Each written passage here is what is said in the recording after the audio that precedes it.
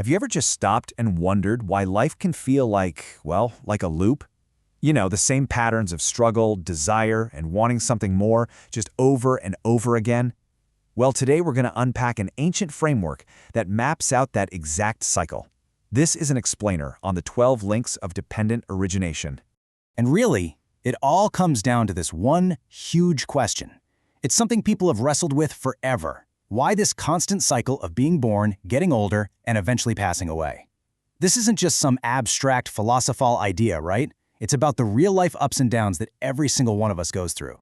So the answer we get from this ancient wisdom is, well, it's this incredible chain reaction. The best way to think about it is like a line of dominoes. Once you tip that first one, the rest are just bound to fall, one after the other. It's a step-by-step blueprint for how our entire experience of suffering gets built. So where does this whole complicated chain even begin?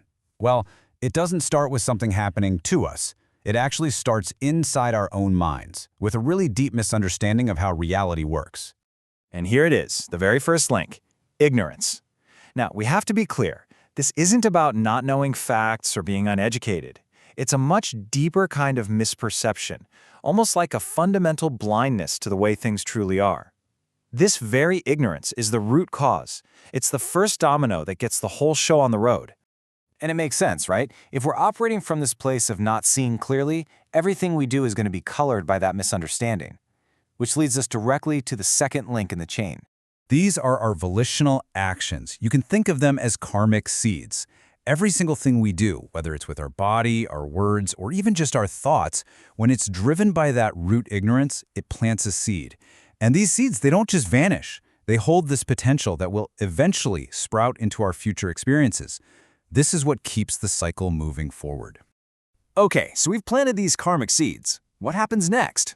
Well, they need some fertile ground to actually grow. This next batch of 5 links explains exactly how a conscious being, someone who can actually experience the world, comes to be. So let's trace how this happens. First, consciousness arises, and it's carrying all that energy from our past actions. But, consciousness needs a vehicle, right? So that leads to link number 4, name and form, which is just our mind and body. Then, once you have a mind and body, the 6 sense spaces can form: our eyes, ears, nose, tongue, body, and even our mind. These are our windows to the world, and they allow for contact with everything out there. And here's the kicker. Every single time contact happens, it instantly creates the 7th link, feeling. Every experience we have gets tagged, pleasant, unpleasant, or neutral. This simple, automatic moment of feeling is absolutely critical for everything that's about to happen. And this, right here, is where we get to the real crux of the problem. See, the feeling itself isn't the issue. It's how we react to it. This is the moment where we start to actively forge the next really heavy links in this chain of suffering. Because we have that feeling, that pleasant or unpleasant sensation, our habitual mind just kicks right in. It's an almost automatic reflex, and it leads us straight into the 8th link. And that link is craving. It's this deep instinctual thirst. When something feels good, we want more. We want to lock it down and keep it forever. And when something feels bad, we desperately want to push it away and make it stop. This constant grasping and rejecting is the exact point where our suffering really starts to dig in. And it's important to see how this escalates. Craving is that initial thirst, but that thirst can quickly ramp up into the 9th link, clinging. Now, clinging isn't just a wish anymore. It's an active, powerful grasp. It's the difference between wanting something and forming a desperate, white-knuckled grip on it, absolutely refusing to let go. All that intense energy from clinging has to go somewhere, and it solidifies into the 10th link, becoming. This is this powerful, forward-moving force that literally propels us towards our next life.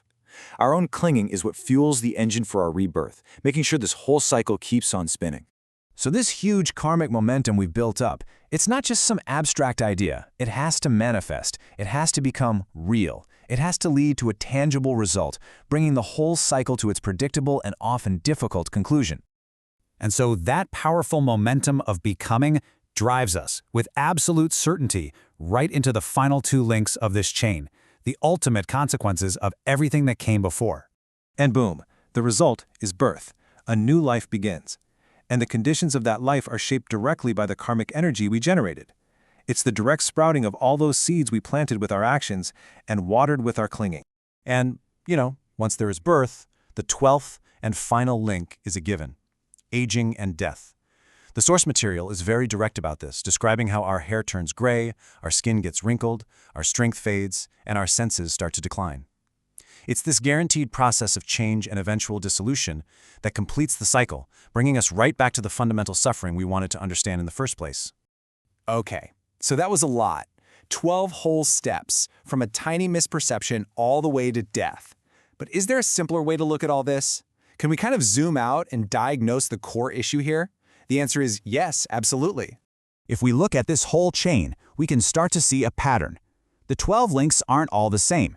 We can actually group them into categories that show us what's really going on under the hood.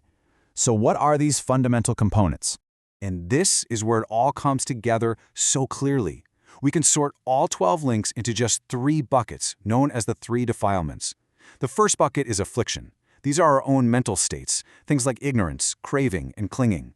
The second is karma, our actions and the momentum they build. And that third bucket, that's suffering, which is basically everything else, the entire result, from consciousness arising all the way to birth, aging, and death. So you see the engine of the cycle here, right? Our mental afflictions, our ignorance, and our craving. That's the fuel. That fuel powers our karmic actions, the engine. And that engine inevitably produces the result, the whole experience of suffering. It's a very clear cause and effect relationship. And really, the entire philosophy is summed up in this one profound statement. Because this exists, that exists. Because this arises, that arises. Nothing is random. Nothing happens in a vacuum. Each link depends entirely on the one before it. Craving arises, so clinging arises. Birth arises, so death arises. It's a perfect, interconnected web. And that leads us to the most important question of all. If this really is a chain, then breaking any single link should stop the whole thing, right? So, looking at this whole system, the affliction, the action, and the result, where do you intervene? Where is the most effective place, the first and most fundamental link, to finally break the chain?